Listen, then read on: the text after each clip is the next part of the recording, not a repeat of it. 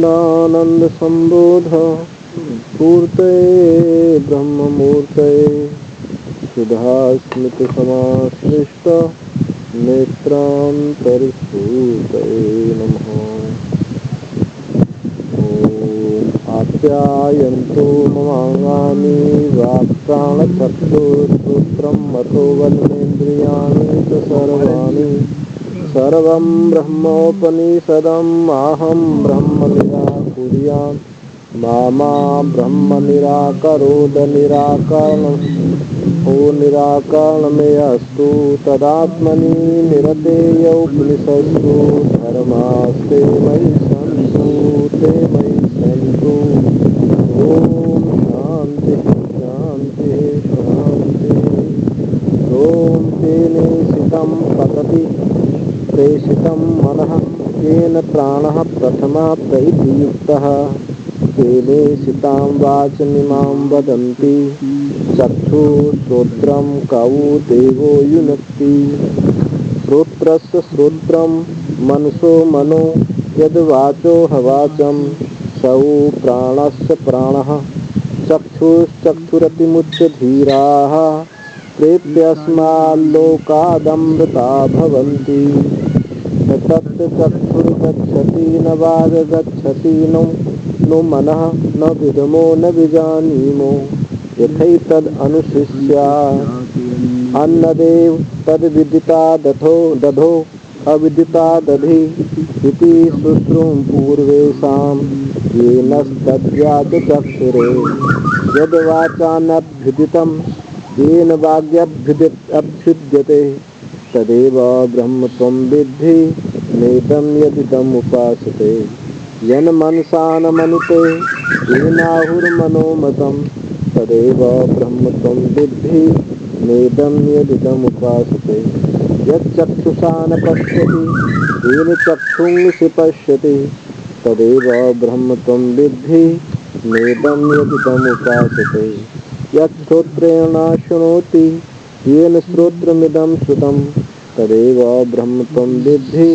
नेदं यदिदम् उपासते यत् प्राणेन प्राणीति येन प्राणा प्रणीयते तदेव ब्रह्म त्वं विद्धि नेदं यदिदम् उपासते यदि मन्यसे सुवेदेति दभ्रमेवापि नूनं त्वं वेत्थ ब्रह्मणो रूपं यदस्य त्वं तद्यदस्य देवेषु अथ नो मीमांसमेव ते मन्य विदितम् नाहं मन्य सुवेदेति नो न वेदेति वेद च यो नस्तद्वेद तद्वेद नो न वेदेति वेद च यस्यामतं तस्य मतं मतं यस्या न वेद सः अविज्ञातं विजानतां विज्ञातम् अविजानताम् प्रतिबोधि विदितं मतम् अमृतत्वं हि विन्दते आत्मना विन्दते वीर्यं विद्यया विन्दते अमृतम्। तो कल बताया पद भाष्य में प्रतिबोध विदितम का अर्थ कि बोध के प्रति प्रतिबोध के प्रति यानी बोध के प्रति पीछे जो है जो उन बौद्ध प्रत्ययों में जो अनुस्यूत है वो है प्रतिबोध विदितम। ऐसी व्याख्या की। फिर एक देशी ने अपना मत उठाया कि भाई जो प्रतिबोध विदितम है ये जो है बोध क्रिया का कर्ता, बोध क्रिया का जो कर्ता है वो बोध क्रिया लक्षण रूप से उस कर्ता को जो जानता है। घट बोध कार्य है, इस बोध घट को जानना जो बोध क्रिया है, इस बोध क्रिया के द्वारा इस बोध कर्ता को जानना ये बताया एक देशी मत में। तो वहाँ ये होगा कि वो प्रमाता होगा, वो सविशेष होगा। इसलिए प्रतिबोध विदितम मतम ये जो अर्थ उन्होंने व्याख्या की वो ठीक नहीं है, क्योंकि वो जो प्रमाता जो होगा वो नष्ट बोध द्रव्य मात्र एक द्रव्य मात्र होगा। तत्रैवं सति विक्रियात्मकः सावयव अनित्य अशुद्ध इत्यादि दोष न परिहर्तुं शक्यते। और वो जो प्रमाता शुद्ध नहीं होता और नित्य भी नहीं होता, क्योंकि बोध होने पर परमातृत्व चला जाता है। और जो क्रिया से युक्त होता है, क्रियावान होता है, वो जो वस्तु निर्विशेष नहीं हो सकती। तो इसलिए ये व्याख्या भी उचित नहीं है। और जहाँ संयोग होता है बौद्ध मत में, तो उसमें वैशेषिक मत में मन का और आत्मा का जो संयोग होता है, समवाय संबंध से संयोग जो होता है वहाँ, और असमवायी कारण और समवायी कारण, ये सब उसमें समवाय संबंध से रहते हैं। तो उस पक्ष में क्या हो जाता है कि चेतन जो है, तो जो आत्मा जो है जड़ हो जाता है, अचेतन हो जाता है। क्योंकि नैयायिक लोग आत्मा को अचेतन मानते हैं, मन के संयोग से उसमें चेतनता आती है, वैसे आत्मा अचेतन है। तो अचेतन आदि द्रव्य मात्र ब्रह्म होगा, और वो श्रुतियों को इष्ट नहीं है, क्योंकि श्रुतियों ने तो विज्ञानम आनंदम ब्रह्म, उसको विज्ञान स्वरूप माना, प्रज्ञानम ब्रह्म। तो ये पक्ष भी मत भी उचित नहीं है। और एक बात और बताई कि निरअवयव, जो वस्तु निरअवयव होती है, जिसमें देश नहीं है, प्रदेश का अभाव है, तो संयुक्ताच मनसा, और उसके मन का उसके साथ संयुक्त होने पर या तो उसमें स्मृति निरंतर बनी रहेंगी, या फिर स्मृति उदित नहीं होगी। तो ये दोष भी उपस्थित होता है। ऐसे तो ये आत्मा का संसर्ग भी, संसर्गी धर्मी होना संभव नहीं, क्योंकि संसर्ग जब होता है वो गुण वालों का ही होता है। दो, एक निर्गुण हो एक गुण हो, तो उनका आपस में संसर्ग नहीं हो सकता। ऐसे ये बात बताई। अब एक मत और उपस्थित कर रहे हैं, यत् पुनः स्वसंवेद्यता प्रतिबोध विदितम इति अस्य वाक्यस्य अर्थो वर्ण्यते। एक प्रतिबोध विदितम का अर्थ कहते हैं स्वसंवेद्यता है, ऐसा एक कोई आचार्य कहते हैं स्वसंवेद्यता है। तो वो कहते हैं, इसके उत्तर में कहा है कि तत्र भवति सोपाधिकत्वे आत्मनो बुद्धि आदि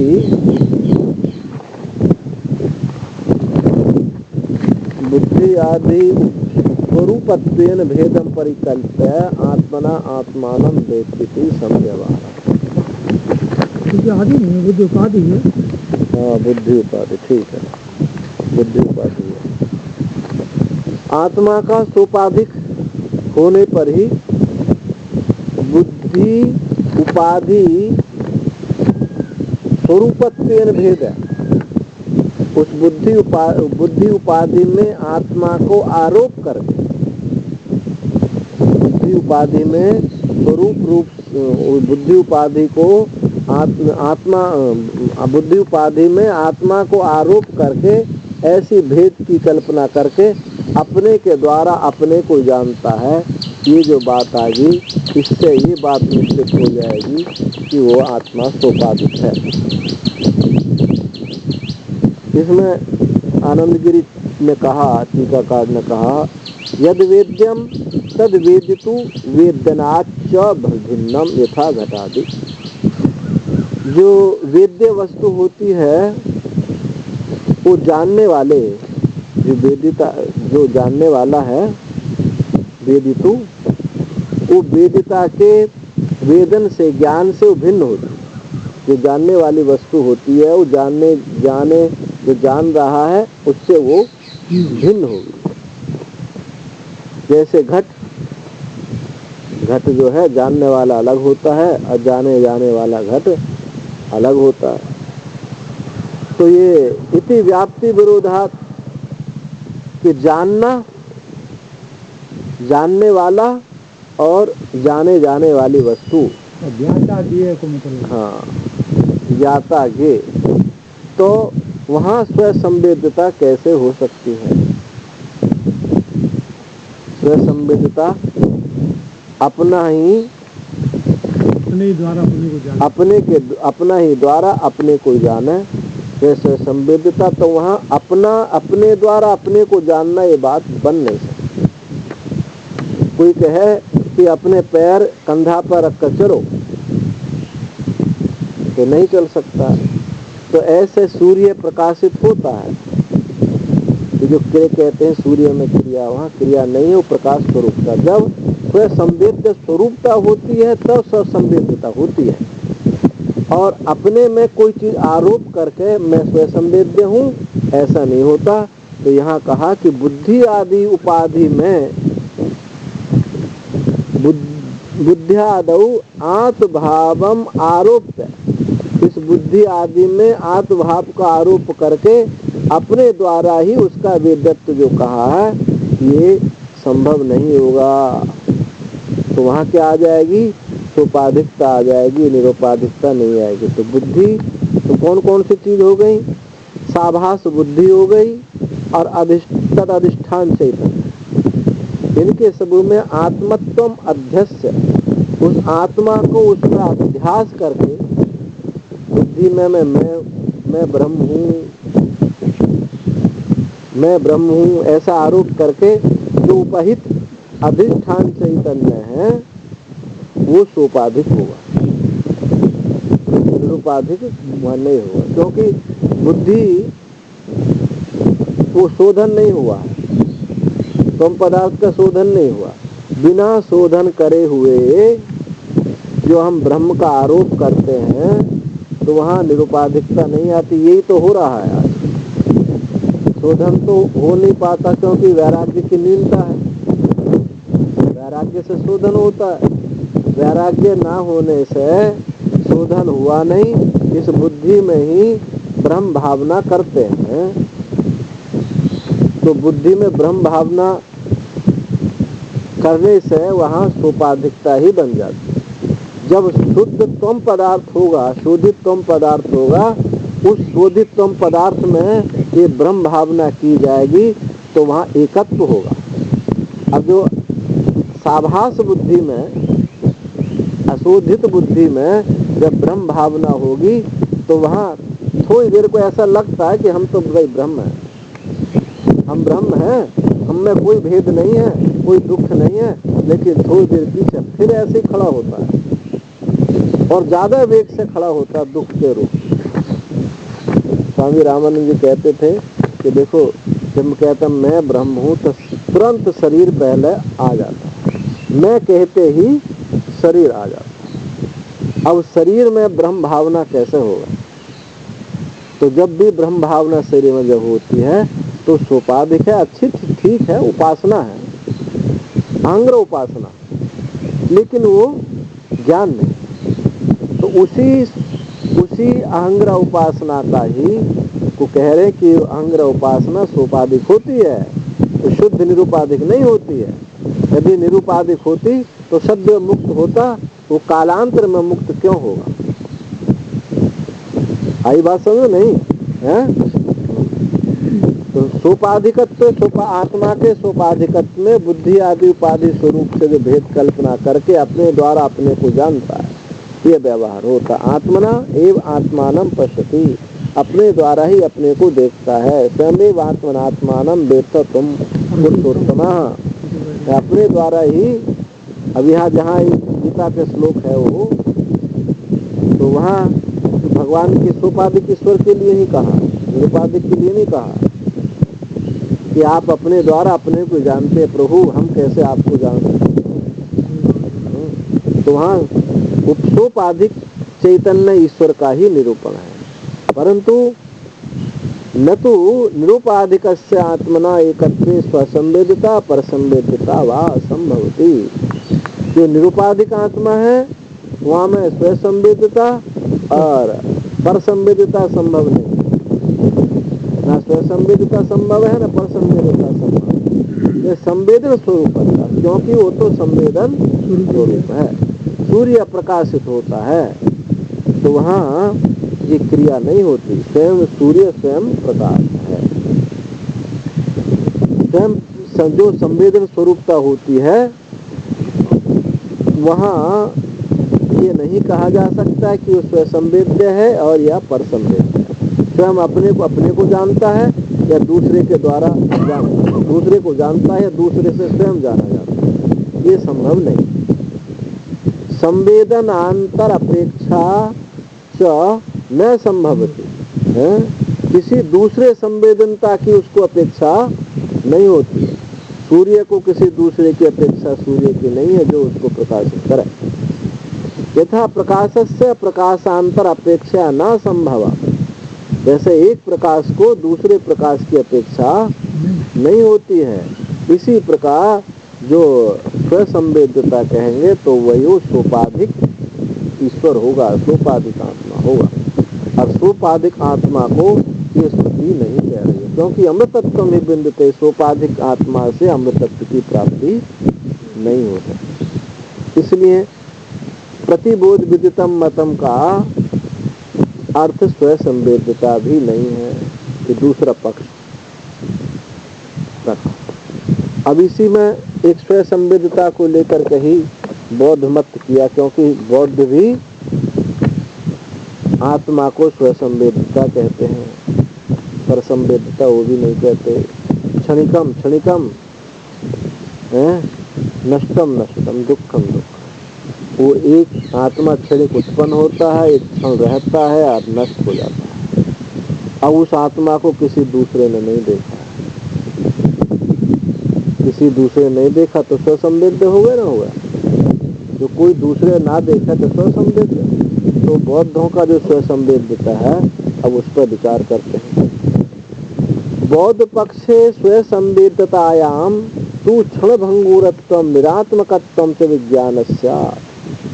और जो बौद्धों की स्वसंवेद्यता है वो तो क्षणभंगुर है और निरात्मक है,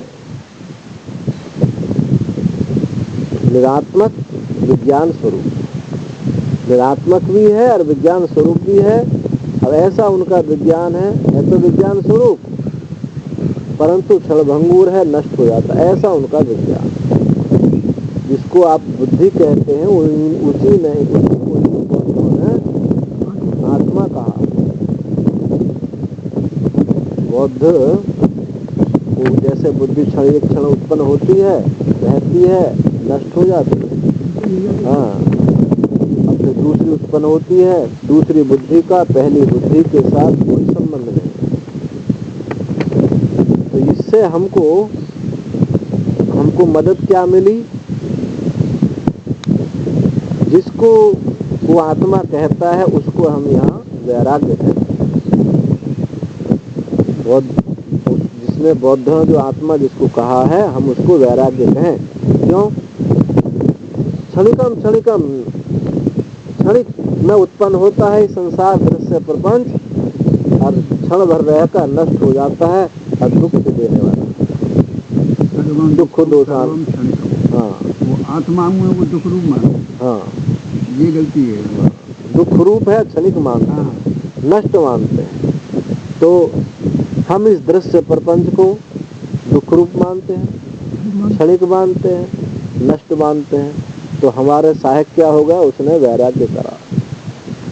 हम कहते हैं आत्मा में दृश्य प्रपंच कल्पित है, अध्यस्त है, यानी अशुचि में शुचि की भावना कर ली है। अस्थिर में नहीं, स्थिर में अस्थिर की भावना कर ली है। हम कहते हैं कि जो अस्थिर है उसमें स्थिरता की भावना कर ली, नित्य में अनित्य की भावना कर ली। वो क्या कहते हैं? वो कहते हैं है तो आत्मा क्षणिक, क्षणिक में हमने स्थिरता की भावना कर ली। आत्मा का स्वरूप क्षणिक है लेकिन हम उसको स्थिर मानते हैं। ये वैराग्य होगा नहीं होगा? है तो दृश्य प्रपंच क्षणिक लेकिन ये हमेशा बना रहने वाला है, ऐसा हम मानते हैं। मैं मर जाऊं लेकिन फिर भी रहेगा बना हुआ, मेरे बेटा पोते इसको भोग करेंगे।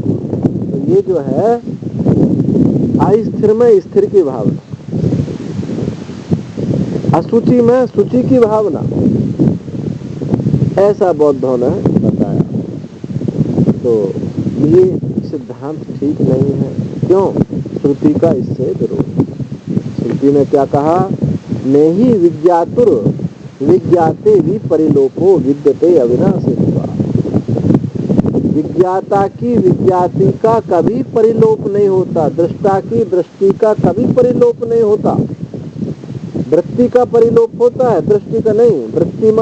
दृष्टि में अंतर है। वृत्ति उदित होती है, नष्ट हो जाती, जो बौद्ध कहते हैं वो वृत्ति है। परंतु जो दृष्टि है, जो वृत्ति जिससे प्रकाशित हो रही है, वो नष्ट नहीं होती। तो विज्ञाता की जो विज्ञाति है, जो जानना है, उसका परिलोप नहीं होता, क्योंकि वो अविनाशी है, उसका कभी विनाश नहीं हो सकता। नित्यम विभुम सर्वगतम, और एक श्रुति बताई तो नित्य है, व्यापक है, सर्वगतम सर्वत्र पहुंचा हुआ। और एक श्रुति बताई सावा इस महान अजा आत्मा अजरो अमरो अमृतो अभय इत्यादि स्मृतयो बाध्यरन।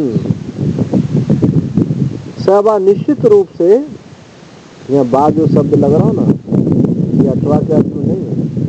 यह बा यहाँ आगे अच का प्रयोग होने से वही हो जाएगा। वही माने निश्चित रूप से। यह है आत्मा महान है, आज है, अजर है, अजन्मा है और अजर है, यानी इसको बुढ़ापा नहीं आता, और अमर है। अब यहाँ हाँ कोई पहली वो है तो वो अपने मत पर है,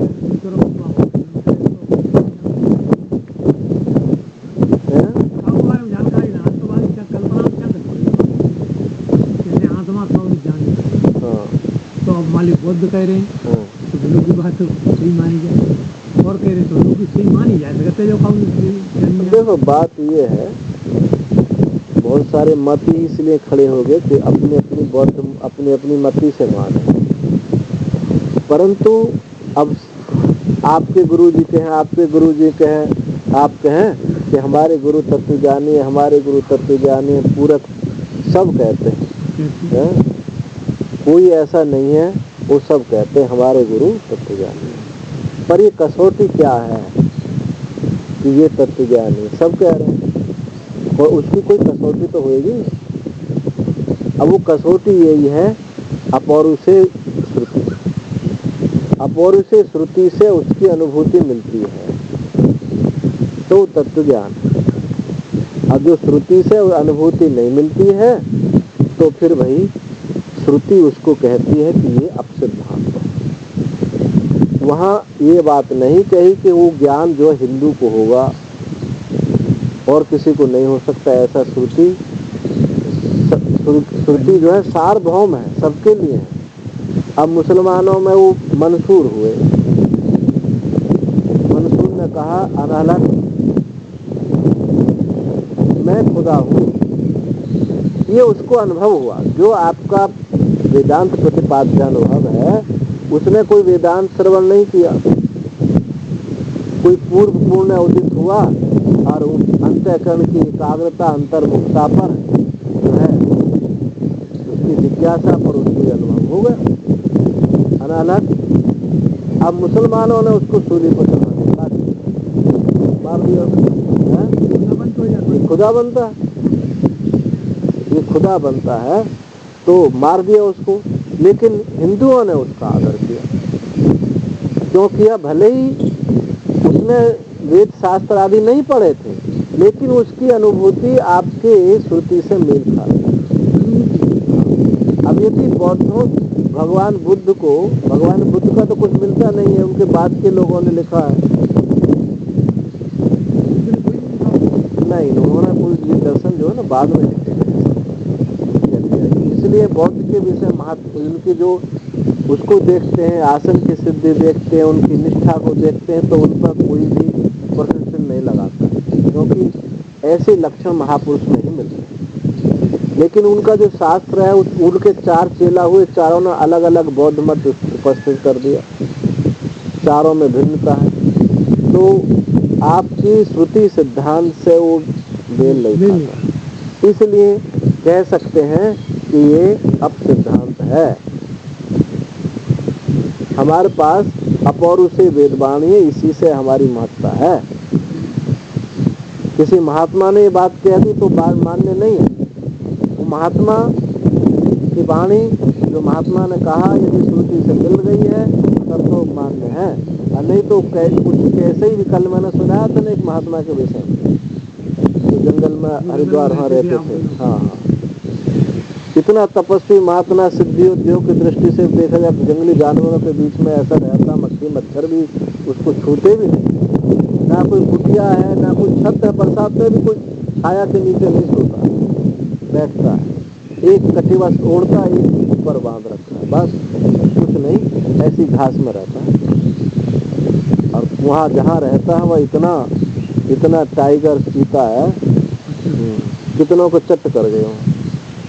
वन विभाग वाला अंदर किसी को नहीं जाने देते, वहाँ रहता, लेकिन अपने अहंकार आग्रह में ग्रस्त है, तो उसको कोई भी वैदिक सनातन परंपरा का संत उसको स्वीकार नहीं करता। ये हमारे पास प्रमाण। तो अहिंसा व्रत होगा जब रहते तो पक्षी अहिंसा को व्रत हुए, पक्षी नहीं मार, पक्षी ना हुआ करते ही। हाँ, वो भी नहीं, अच्छी बात है, बहुत अंतर करें कि काफी शुद्धि तक गए, लेकिन बोध नहीं कहा जा सकता। जहाँ दुराग्रह बने हुए हैं, आग्रह बने हुए हैं और कोई जान ही नहीं सकता, तो वो जो है वो सब वहाँ अज्ञान ही है। तो ये जो आप कह रहे हो बात, उन्होंने, उनके पास बहुत ऊंचाई तक गए, वेदांत मत के साथ तक बहुत दूरी तक चले, अंत में जाके। हाँ, क्योंकि आगे उनको श्रुति सिद्धांत नहीं मिला, श्रुति उपदेश नहीं मिला, इसलिए वो वहीं रहे। ऐसे सभी की बात, तो ऐसा है ये बात, ऐसा सभी। हाँ, और यहाँ जो खंडन करना है, ये खंडन करने के लिए खंडन नहीं किया जाता है, ये अपने सिद्धांत में निष्ठ होने के लिए खंडन किया जाता है। एक खंडन करने के लिए खंडन है, वो नहीं है ये चीज है, अपने में निष्ठा है, अपने में निष्ठा हो। ये जो चीज है, इसमें ये न्यूनता है, इसमें ये न्यूनता है, इस वजह से मैं इसको नहीं स्वीकार करता।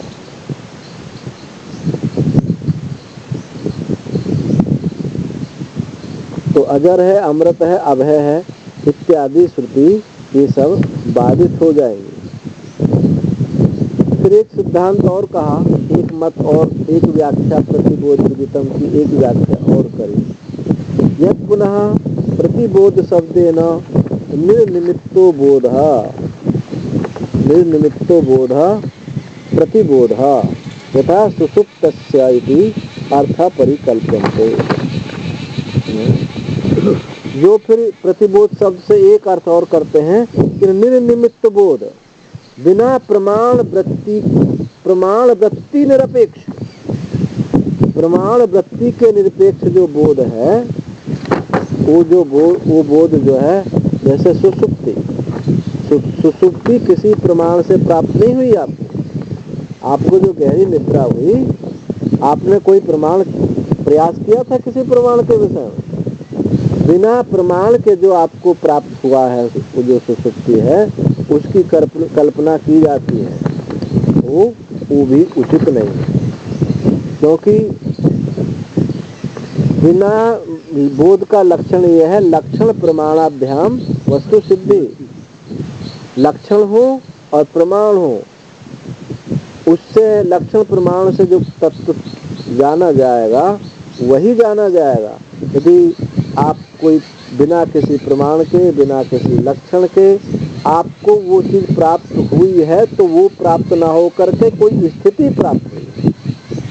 तो सुषुप्ति बिना किसी लक्षण प्रमाण के ही प्राप्त हुई है, और भले ही वो वहाँ अभेदता मालूम पड़ रही है, अभय मालूम पड़ रहा है, अमृता मालूम पड़ रही है, उस क्षण अजरता मालूम पड़ रही है, बोध बिल्कुल बोध है मालूम पड़ रहा है, परंतु टूट जाती है। एक स्थिति प्राप्त होगी, और जो स्थिति प्राप्त होगी वो निर्विशेष बोध नहीं हो सकता। जो काल में कट जाए, देश में उजड़ जाए, वस्तु में जल जाए, वो वस्तु वो जो है तत्व नहीं होती। सुषुप्ति काल में कट जाती है। स्वरूपेण भेदम परिकल्प्य प्रतिबोधो यथा सुषुप्ति अर्थम परिकल्पन्ते। इसलिए उसका भी निषेध किया। अब आगे कहते हैं सकृत विज्ञानम प्रतिबोधित पर एक मत और कहता है। प्रतिबोध विदितम का अर्थ एक ने और अर्थ किया। सकृत विज्ञान एक बार बोध, सकृत बोध एक बार बोध हो गया।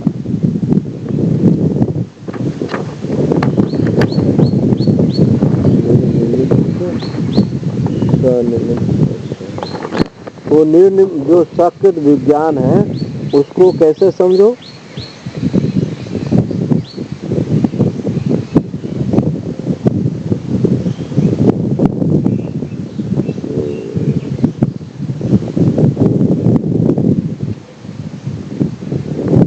अपरायत्त बोधे ही निदिध्यासन मुच्यते अथवा अविक्रिय ब्रह्मात्मक अनुभवे सति प्रमातृत्व अनुपपत्तौ पुनर्ज्ञान संभवात् सद्यो मुक्ति कारणम सकद विज्ञानम प्रतिबोधति उच्यते। ये जो प्रतिबोध की विधि का यहाँ अर्थ जो किया है, सकद विज्ञान जो है उसको कह रहे हैं सद्यो मुक्ति का कारण, यानी शुद्ध स्वरूप ज्ञान, क्योंकि वो एक बार ही होता है, बार बार नहीं होता, एक बार ही होता है। तो उसी के अर्थ में कहा ये फिर क्या है?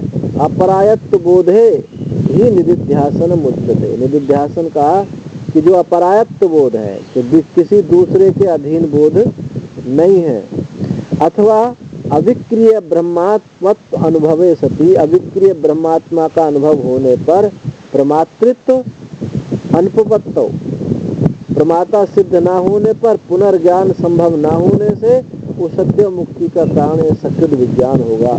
तो यहाँ क्या दोष है जी? इसको मान लिया जाए, इस मत को, सिद्धांत को मान लिया जाए तो यहाँ क्या दोष उपस्थित हो जाएगा? तो यहाँ दोष उपस्थित होगा क्योंकि जो स्वरूप बोध है वो तो है ही, स्वरूप बोध तो है ही। अब वहाँ यहाँ फिर साधन की अपेक्षा तो है नहीं, परंतु यहाँ बताया जा रहा प्रतिबोध विदितम मतम अमृतत्व बिंदते, जो इन बोध के प्रति पीछे है, इसको जो जानता है वो अमृतत्व को प्राप्त होता है। यहाँ तो हमको ब्रह्माकार वृत्ति होनी है, ब्रह्म ज्ञान करना है। यह स्वरूप ज्ञान की बात नहीं, स्वरूप ज्ञान का तो किसी से भेद है ही नहीं, विरोध है ही नहीं, वो तो है ही।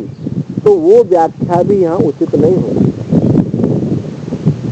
फिर जो स्वरूप बोध है उसके लिए ना शास्त्र है, ना गुरु है, ना साधन, कुछ है ही नहीं।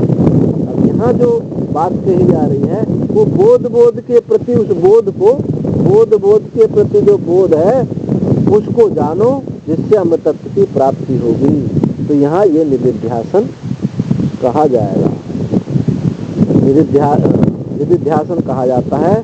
और जो ऐसा कहें कि स्वरूप बोध है तो फिर ये बात नहीं लगती।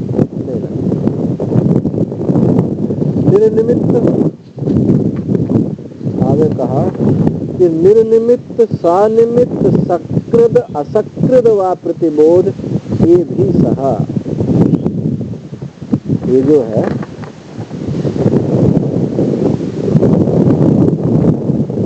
निर्निमित्त, बिना किसी निमित्त के, सानिमित्त और निमित्त से,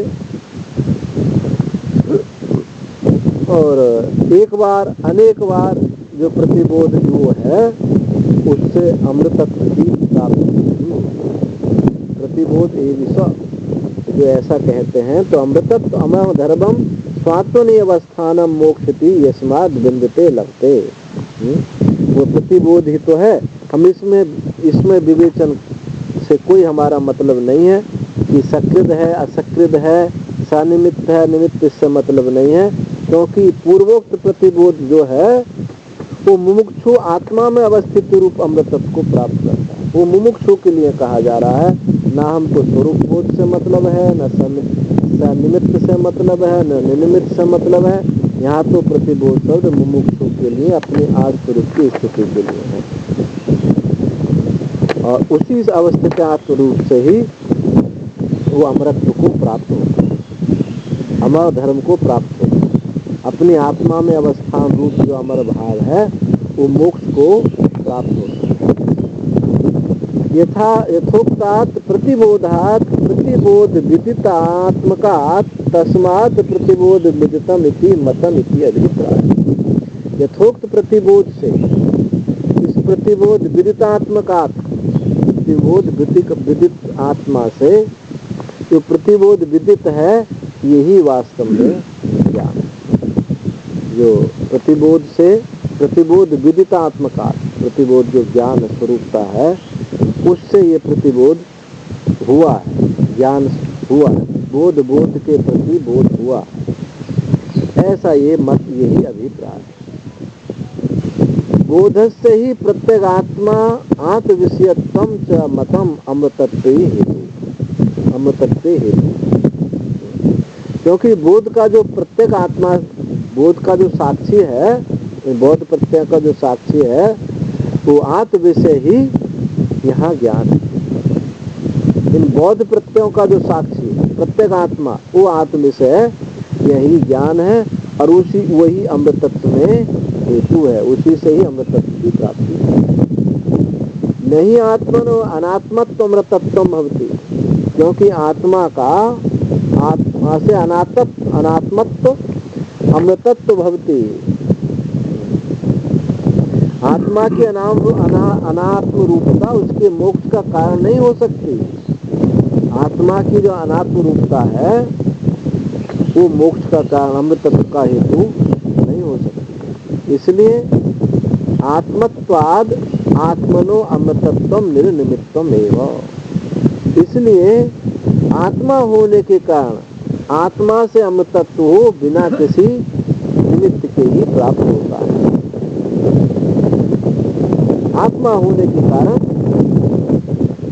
जो आत्मा का अमृतत्व है वो निर्निमित्त है, उसमें कोई निमित्त नहीं। एवं मर्त्यत्व आत्मनो यदा विद्या अनात्मत्व प्रतिपत्ति, इस प्रकार मर्त्यत्व आत्मा का यदा विद्या से, जो अविद्या से आत्मा का मर्त्यत्व है, मरना जीना है, वो अनात्मत्व प्रतिपत्ति, अनात्मत्व की ही प्राप्ति है।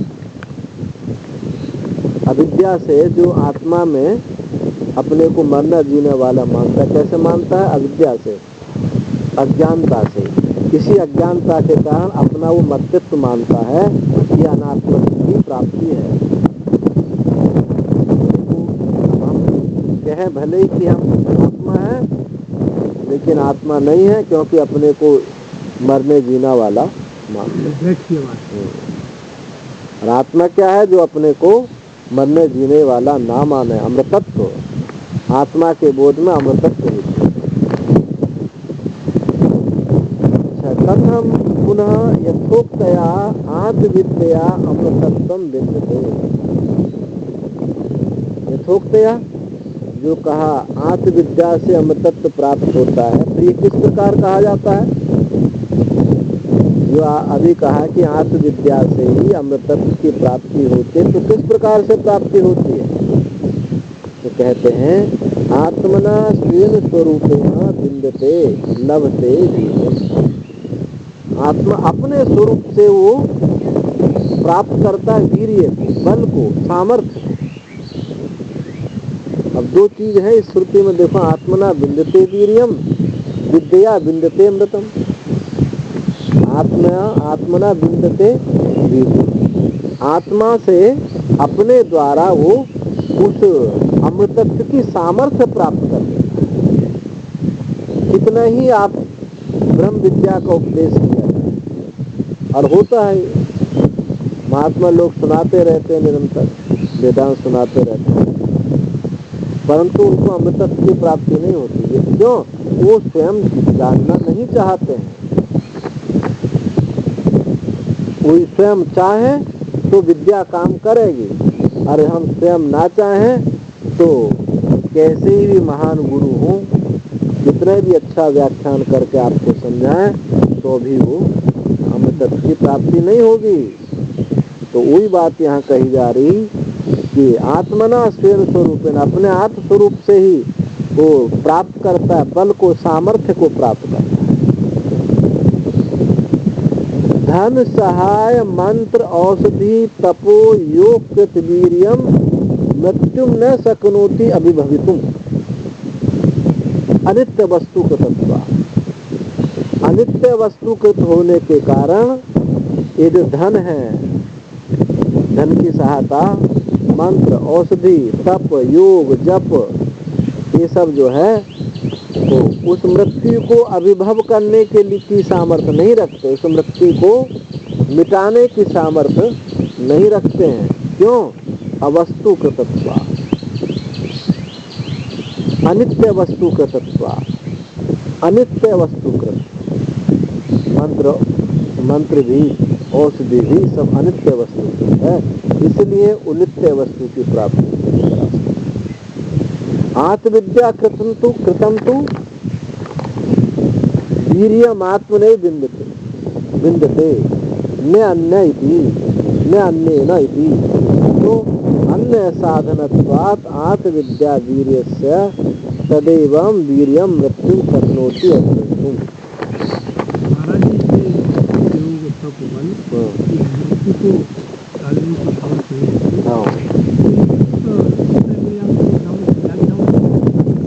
ना ना, इससे इनसे हमारी अंतःकरण की शुद्धि होगी, इससे अंतःकरण की शुद्धि होगी। हमको ये आत्मविद्या का उपदेश समझ में आने लगेगा, इतना इनका उपयोग। जब तब जितना भी साधन है, साधनम तो निवर्तकत्वा। साधन किसको कहते हैं? जो निवृत्ति करे, ये साधन। न मृत्यु को टालने की सामर्थ्य नहीं। मृत्यु है तो आत्मतत्व टालती नहीं। हाँ, वो आत्मज्ञान मृत्यु को टाल देता है। अब ये आप तो शरीर की मृत्यु की बात, उसकी मृत्यु की बात नहीं, शरीर की तो होती है। हाँ, शरीर की मृत्यु ये तो जन्मेगा भी मरेगा भी। हाँ, तो पर ये जो मृत्यु का भय है, हाँ, मृत्यु के भय की मैं मरूंगा, ये इस भय की निवृत्ति हो जाती है।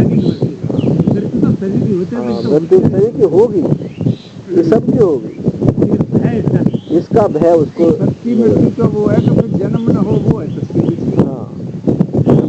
ये बात ये इन्होंने बढ़िया बात की। बस जन्म नहीं होगा, जब जन्म नहीं होगा तो हमारी मृत्यु नहीं होगी। और हमारा जन्म, ये बात कट जाए हमारी कि मेरा जन्म नहीं होगा, तो फिर आपकी मृत्यु नहीं होगी।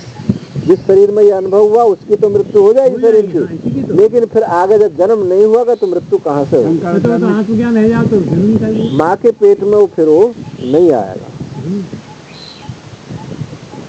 तो जन्म नहीं है तो मृत्यु नहीं है, तो ये मृत्यु है। आत्मना स्वयं स्वरूपेण विन्दते लभते वीर्यम सामर्थ्य को। धन सहाय मंत्र औषधि तपो योग कृत वीर्यम मृत्यु, उसका अभिभव करने के लिए, उस मृत्यु को अभिभव करने के लिए समर्थ ये, क्योंकि ये अनित्य वस्तु है। आत्मविद्या कृतम तु, क्योंकि आत्मविद्या से की गई वीर्यम आत्मने विन्दते, जो आत्मविद्या से किया गया जो सामर्थ्य है, वो सामर्थ्य जो है वो आत्मा से ही प्राप्त होता है, अपने से ही प्राप्त होता है, न अन्य ही ना, अन्य के द्वारा नहीं, अन्य किसी से प्राप्त होने वाला नहीं है। ये हम प्रयास करेंगे तो तभी हमको प्राप्त होगा, प्रयास नहीं करेंगे तो नहीं प्राप्त। अतः अन्य साधनत्वात्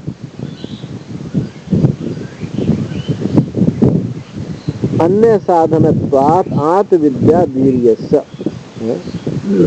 अनन्य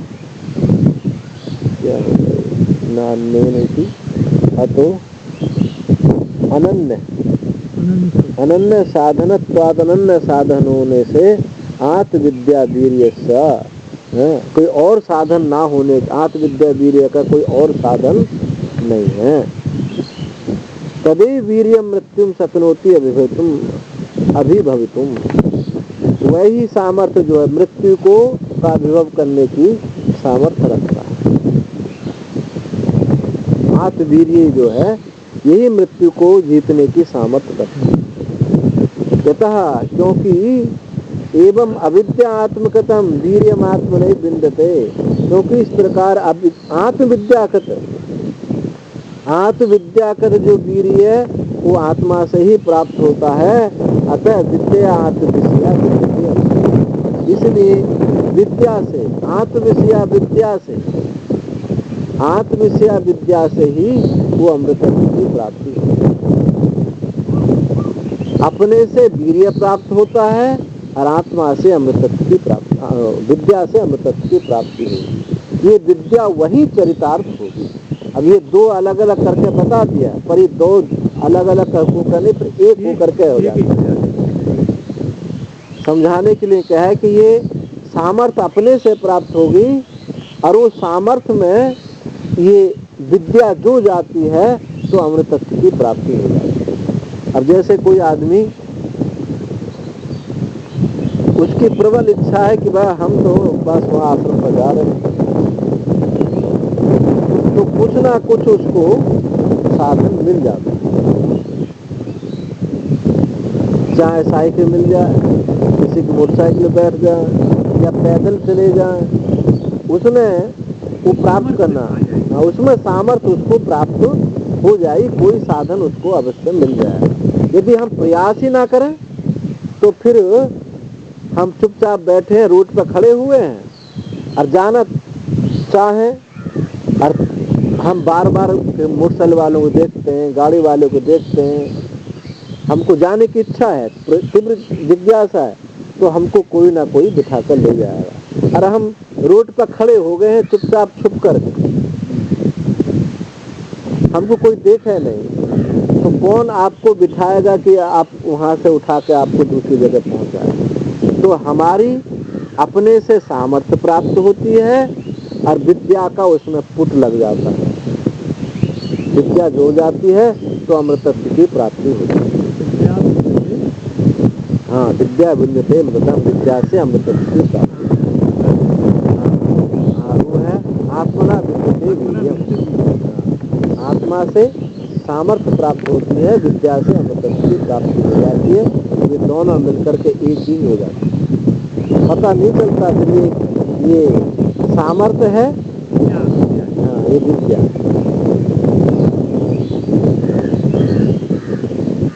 और इसमें श्रुति कही नायम आत्मा बलहीनेन लभ्य, ये आत्मा बलहीनों के द्वारा प्राप्त करने योग्य नहीं। जो इसमें प्रयास ना करें इसके लिए उनको ये प्राप्त नहीं होती। अतः समर्थो हेतु अमृतत्वम ही बिंदते, इसमें जो हेतु की समर्थता जो है उसी को अमृतत्व की प्राप्ति होती। अमृतत्व में सामर्थ्य हेतु है। अमृतत्व में जो है ये सामर्थ्य हेतु है, जिनकी सामर्थ्य है उन्हीं को प्राप्त।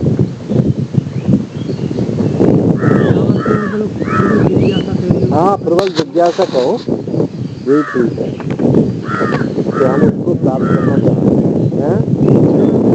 हाँ, दृढ़ निश्चय, उन्हीं को ये प्राप्त होती। विद्या उन्हीं में चरितार्थ होती है जो विद्या से। अब इसी का पद वाक्य भाष्य।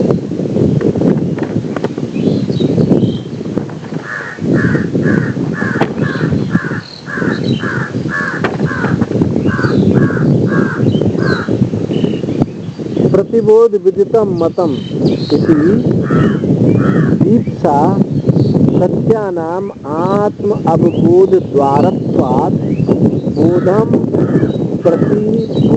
प्रति इति दीप्सा सर्व प्रत्यय व्याप्त्यर्था।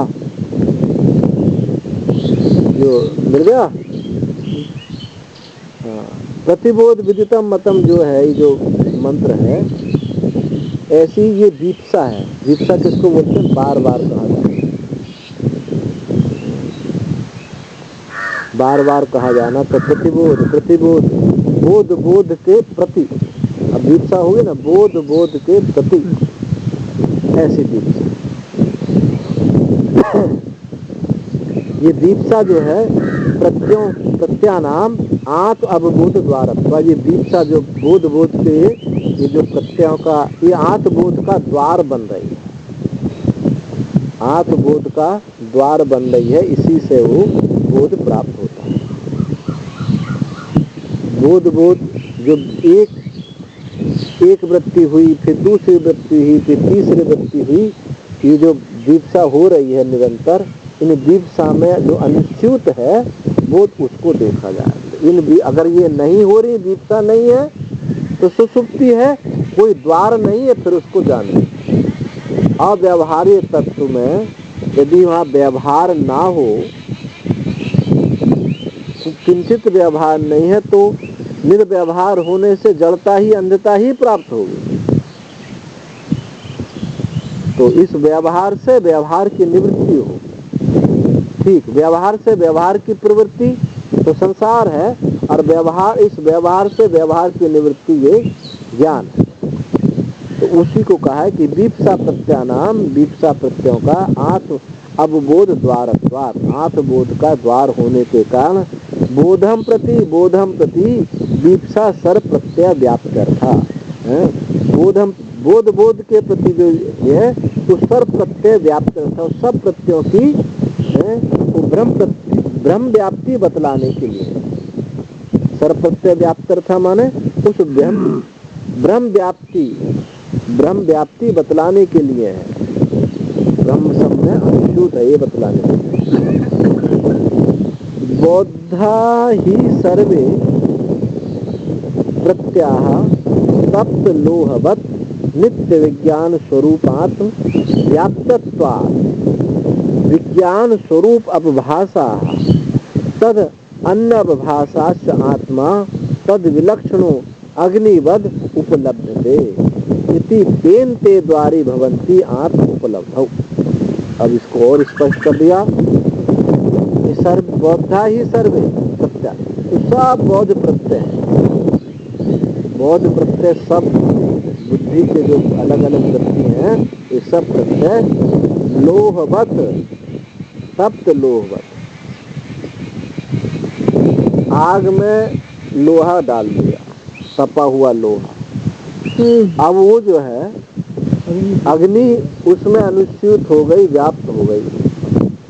अब वो चाहे वो दराती का लोहा है, फावड़े का लोहा है, या किसी और का लोहा है, अग्नि सब में व्याप्त हो गई, अग्नि व्याप्त हो गई। अब वो उन सब में वो जो उनकी दीप्ति हो रही है, अग्नि से हो रही है। तो वही कहा कि सब बौद्ध प्रत्यय जो है तप्त लोहवत नित्य विज्ञान स्वरूप आत्मव्याप्तत्वात्, उस नित्य विज्ञान आत्म स्वरूप से ही सबकी व्याप्ति। जैसे 4-6 प्रकार के जो दराती है, खुरपी है, फावड़ा है, वो अग्नि में डालने पर अग्नि जैसे व्याप्त, अग्नि से व्याप्त हो गए हैं, ऐसे ही सब बौद्ध प्रत्यय इस नित्य विज्ञान स्वरूप से ही व्याप्त है, सब में अनुसूत। विज्ञान स्वरूप अपभाषा, उस विज्ञान स्वरूप से ही अपभाषित हो रहे हैं। जो जो वृत्ति हैं उस विज्ञान स्वरूप से ही भाषित होती है। तद अन्य अपभाषाश्च आत्मा तद विलक्षणो, उस प्रत्यय से अन्य अपभाषा, तद अन्य अपभाषा, वो प्रत्यय से अन्य जो अपभाष है, जो प्रत्यय से जो अन्य अपभाष है, जो जो उनको प्रकाशित कर रहा है वो आत्मा है। तद विलक्षणो अग्निवत उपलब्धते, उन प्रत्ययों से, बौद्ध प्रत्ययों से विलक्षण, जैसे खुरपी दराती फावड़ा से विलक्षण वो अग्नि है जो सबको व्याप्त किए हुए है, ऐसे ही इन बौद्ध प्रत्ययों से विलक्षण वो आत्मा है जो इन सबका प्रकाशित कर रहा, भाषित कर रहा। तो इससे क्या बात बताना चाह रहे हैं? तेन ते द्वारी भवंती, इन प्रत्ययों, बौद्ध प्रत्ययों से उस आत्मबोध में द्वार बन गया, उस आत्मबोध का द्वार बन गया जानने का। यदि बौद्ध प्रत्यय उचित ना हो तो सुसुप्ति हो गई, और सुसुप्ति में आप कैसे उसको जान सकते हैं? ये प्रत्यय जो व्यवहार है ये अव्यवहार के लिए होना चाहिए, निर्व्यवहारी तत्व के होना चाहिए। व्यवहार, व्यवहार के मतलब प्रत्यय से प्रत्येक, तो प्रत्यय से प्रत्यय में जाना, एक प्रत्यय से अप्रत्यय जो उनका भाषक है उसमें लौटना। अब हमारी स्वेच्छा है इस प्रत्यय से प्रत्यय की तरफ चले जाएं, बात में से बात, बात में से बात बोलते चले जाएं, अथवा ये बात किसने कही है, किस लिए कही गई है, कहाँ से उठी है, उसको जान ले। अभी हमारी सामर्थ्य है ये बात किसने कही है, क्यों कही है, इसका क्या प्रयोजन है, ये बात को जानी जाए, अथवा उस बात में से बात निकाल अनेक बात बना ली। तो ये बौद्ध प्रत्यय उस आत्मा का आत्मबोध के लिए द्वार बन गया, द्वार पीछे लौटे द्वार।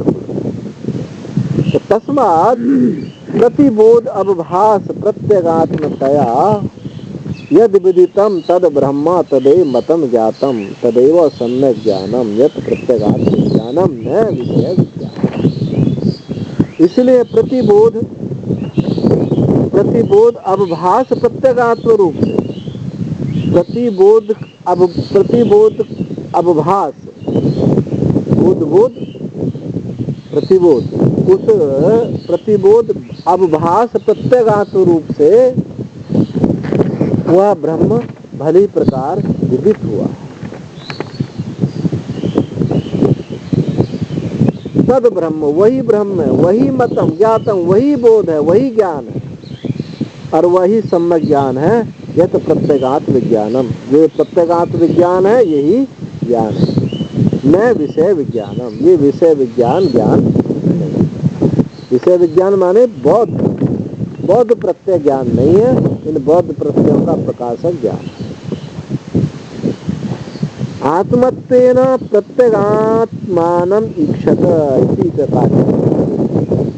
कठोपनिषद में कहा ना, नैक्षत परांचिखानी व्यतरण स्वयंभू जो मंत्र है, न अंतरात्मनि पश्यन कश्ची धीर प्रत्यगात्मनिक्षत आवश्यक चक्षु। तो आत्म रूप से, अपने रूप से इस प्रत्यगात्मा को देखता है। कोई धीर है जो अपने द्वारा इस प्रत्यगात्मा को देखता है, तो उसी में काठ, इसी अर्थ में काठपुष्टि भी कही गई है। अमृतत्वम ही विन्दते इति हेतु वचनम विपर्य मृत्यु प्राप्त। अमृतत्वम ही विन्दते, अमृतत्व को प्राप्त करना, ये जो हेतु वचन है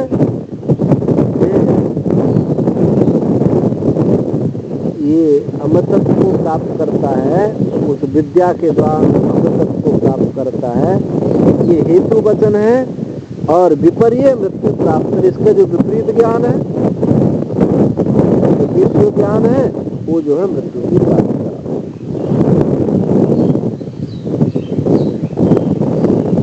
विषयात् विज्ञानम ही मृत्यु, मृत्यु क्या है? विषयात् विज्ञान ही मृत्यु है, मृत्यु प्रारंभ, विषयात् विज्ञान में ही मृत्यु प्रारंभ होती है। इति आत्मविज्ञानम अमृतत्व निमित्तम, इति आत्मविज्ञानम अमृतत्व निमित्तम इति युक्तम हेतु वचनम अमृतत्व ही निमित्तम। जो आत्मविज्ञान है वो अमृतत्व में कारण है, हेतु है। यही बात ये इति युक्तम हेतु वचनम, ये वचन अमृतत्वम ही बिंदते, इसमें ये हेतु वचन आत्मज्ञानेन किम अमृतत्वम उत्पाद्यते, क्या आत्मज्ञान से अमृतत्व की उत्पत्ति होती है? अब किसी को लग रहा है कि विद्या आत्मज्ञान से अमृत पहले नहीं था, अब आप अमृतत्व हमको प्राप्त हो गया, तो नहीं, नित्य अमृतत्व की प्राप्ति ही हुई है। जो भ्रम से हमको अप्राप्त था, उस भ्रम की ही निवृत्ति हुई है। प्राप्त कुछ नहीं हुआ है, प्राप्त की ही प्राप्ति हुई है, केवल भ्रम की निवृत्ति हुई। आत्मज्ञानेन किम अमृतत्वम उत्पाद्यते, आत्मज्ञान से क्या अमृतत्व की प्राप्ति होती है? तो कहते नहीं, उससे अमृतत्व की प्राप्ति नहीं होती। तो प्रथम तरही तो किस प्रकार से होती है? कहते आत्मना विन्दते स्वेनैव नित्य आत्मभावेन अमृतत्वम विन्दते। कहते अपने आत्म स्वरूप से, आत्मा से ही प्राप्त होता है, अपने नित्य आत्म स्वभाव से ही वो अमृतत्व की प्राप्ति, नित्य आत्म स्वरूप में आलम्बन पूर्वकम, किसी आलम्बन की अपेक्षा, क्योंकि हम हैं ही, हम आत्म स्वरूप हैं ही, आलम्बन की जरूरत क्या है? अब बस अपने को भ्रांति से जो हम आत्म स्वरूप नहीं है, हम तो मरने वाले हैं, जन्मने वाले हैं, ये भ्रांति से छूटनी है, ये विद्या से निवृत्त हो गई। तो आत्म स्वरूप से ही तो हमको प्राप्ति हुई, जो आत्म स्वरूप से हमको प्राप्त था वही प्राप्ति, अन्य की कोई प्राप्ति हमको नहीं हुई है। मैं आलम्बन पूर्वकम, कोई किसी आलम्बन पूर्वक प्राप्ति नहीं होती। विद्यते ही आत्मविज्ञान अपेक्षम, इसमें विद्यते, इसमें क्या है? आत्मविज्ञान की अपेक्षा है, आत्मविज्ञान से ही अमृतत्व की प्राप्ति। यदि ही विद्या उत्पाद्यम अमृतत्वम स्यात् अनित्यम भवेत् किम कार्ये कर्म कार्यवत्, क्योंकि यदि विद्या उत्पाद्य अमृतत्व हो, विद्या से उत्पन्न होने वाला अमृतत्व होगा तो अनित्य ही होगा। किसी विद्या से अमृतत्व की उत्पन्न हो जाए तो भी अमृतत्व अनित्य ही होगा, क्योंकि पहले नहीं था, उत्पन्न हुआ, नित्य नहीं होगा। कर्म कार्य, जैसे कर्म से जो कार्य होता है तो पहले नहीं था, अब हुआ। अतो न विद्या उत्पाद्य, इसलिए विद्या अमृतत्व जो है विद्या से उत्पाद्य है। यदि च आत्मना एव अमृतत्वम विन्दते किम पुनर्विद्या क्रियते इति उच्यते। अब ये कहते हैं यदि आत्मा अपने से ही, आत्मा से अमृतत्व की प्राप्ति होती तो फिर विद्या का क्या रोल है? अपने से ही अमृतत्व की प्राप्ति होती है, आत्मा से ही, आत्मना अमृतत्वम विन्दते किम पुनर्विद्या क्रियते इति उच्यते। तो विद्या क्या करती है? विद्या ने अपना काम क्या दिखाया? तो आत्मा से ही प्राप्त होगा ही। तो कहते हैं अनाथ विज्ञानम निवर्तयन्ति, अनाथ विज्ञान निवर्तयन्ति सा तन्निवृत्त्या स्वाभाविकस्य अमृतत्वम निर्निमित्तम कर्तव्यम्। तो विद्या काम क्या करती है? अनाथ विज्ञान को निवर्तन करती हुई, अनाथ विद्या जो है अनाथ विज्ञान को निवृत्त करती हुई, तन्निवृत्ति, उसकी निवृत्ति से स्वाभाविक अमृतत्व को ही प्राप्त होता है, स्वाभाविक अमृतत्व उसमें निमित्त हो जाता है। विद्या ने क्या किया? अनात्मा की निवृत्ति कर, और वो स्वाभाविक अमृतत्व है, स्वाभाविक अमृतत्व आत्मा से प्राप्त है, क्योंकि उसका स्वरूप ही है। इसी कल्पते, ऐसा कहा जाता है। यतः, क्योंकि वीर्यम विद्या विन्दते, विद्या विन्दते, यतः वीर्यम विद्या विन्दते, क्योंकि विद्या से वो क्या प्राप्त हो जाती है? सामर्थ्य प्राप्त हो जाती है, अपने आप अज्ञान निवृत्ति करने की अज्ञान निवृत्त करने की सामर्थ्य उसको प्राप्त हो जाती है। तो सामर्थ्य क्या है, किसको सामर्थ्य कहा है, वीर्य किसको कहा है? सामर्थ्यम अनात्म अध्यारोप माया स्वांत भ्रांत अभिभाव्य लक्षण बलम विद्या विद्यते। सामर्थ्य जो अनात्म अध्यारोप है, अनात्म अध्यारोप जो माया है, अंतःकरण में जो अंधकार है, अनभिभाव्य लक्षण, उसको उस अंतःकरण के जो अंधकार है उसको अनभिभाव्य, उसको निवृत्त करती हुई लक्षण जो है वो विद्या से प्राप्त होता है। सामर्थ्य क्या हुई? उस अंतःकरण का जो अज्ञान है, अंधकार है, इसको निवर्त करना, ये सामर्थ्य प्राप्त, ये विद्या से प्राप्त। तच्च किम विशिष्टम, तो इसमें ये जो है वो जो अमृतत्व है, फिर क्या विशिष्ट वाला है, क्या विशेषता वाला है? तो कहते हैं अमृतम अविनाशी, वो अमृतत्व उससे अविनाशी प्राप्त होता है और अविद्या से विनाशी प्राप्त होता है। तो ये विशेषता है विद्या की, उससे स्वाभाविक अमृतत्व की प्राप्ति होती है और अविद्या से विनाश की प्राप्ति होती है। अविद्याजम ही वीर्यम विनाशी, अविद्या से उत्पन्न जो वीर्य है वो विनाशी है। विद्या अविद्याया बात, क्योंकि विद्या से अविद्या का बाद होगा। मैं तो विद्याया बाधको अस्ति, विद्या का कोई बाधक नहीं, विद्या का कोई बाधक नहीं।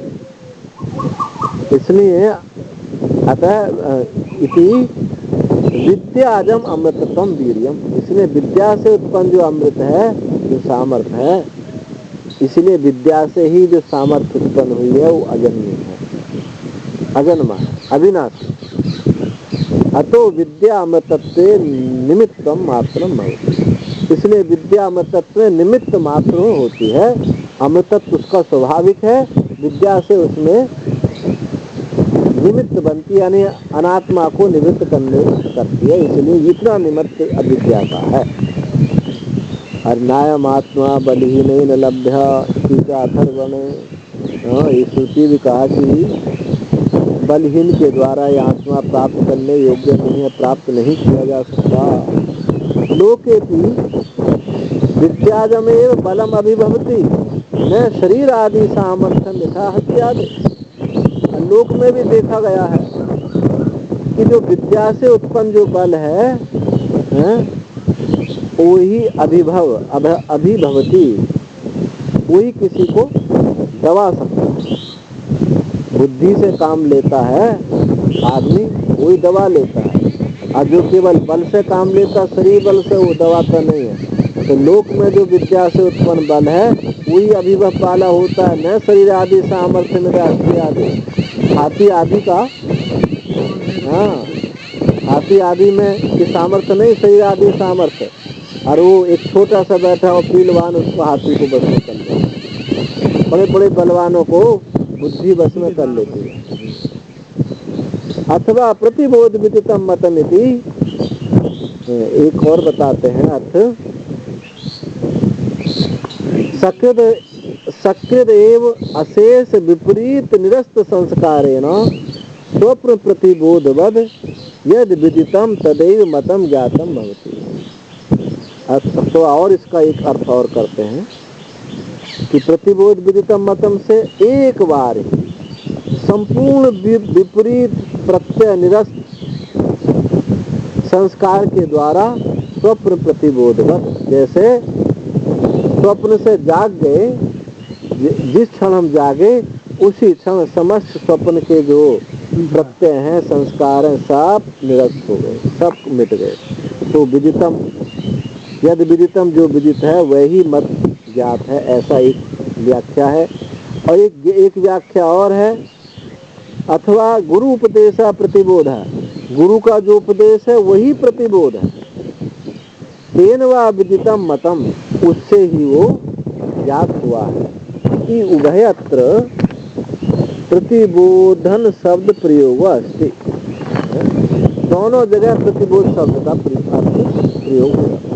एक तो गुरु का जो उपदेश है वो प्रतिबोध है, और एक स्वप्न से जागता है तो ऐसे समस्त जो विपरीत प्रत्यय हैं उनको सब संस्कार उससे निरस्त हो गए, वो जो ज्ञान है वो इति उभयत्र, ऐसे दोनों प्रतिबोध शब्द का प्रयोग हो गए।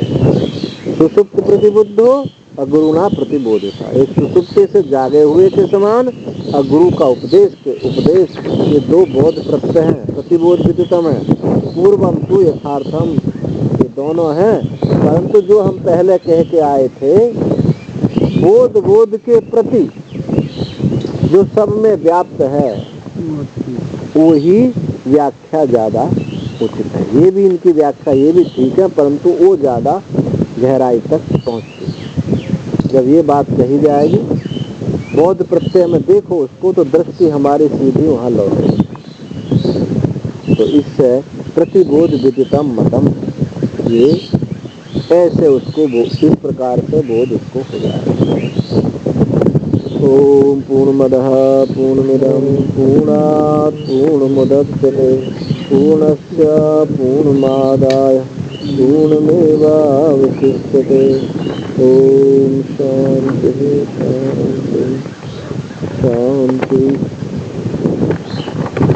शांति।